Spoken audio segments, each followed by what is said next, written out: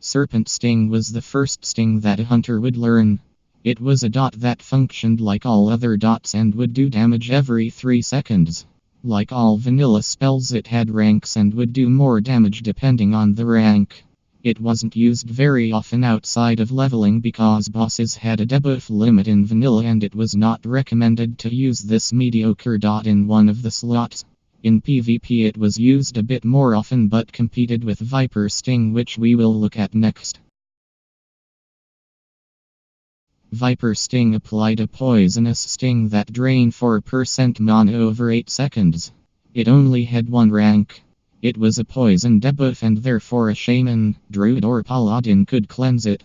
Rogues could also dispel it with Cloak of Shadows, and dwarves with Stony Form.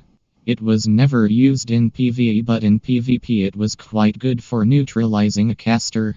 Even though its dot drained mana instead of health, it would still pop a character from a CC effect such as Blind or Fear. Scorpid Sting was easily the worst of all the stings. It gave a small agility and strength debuff to the enemy.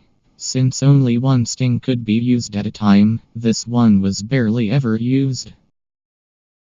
On the surface, Wyvern Sting looks pretty good. It was a dot/CC that would put the target to sleep for 12 seconds, and when they woke up it would deal 0 to 282 damage to them. The problem was that it was added later into vanilla to replace Lacerate as survival's last talent. For all its life, survival was a terrible spec, and the fact that you had to spend 40 talent points to get this sting made it not very good. That is also why some older hunters refer to survival as the Wyvern Sting spec. Brother Man Bill.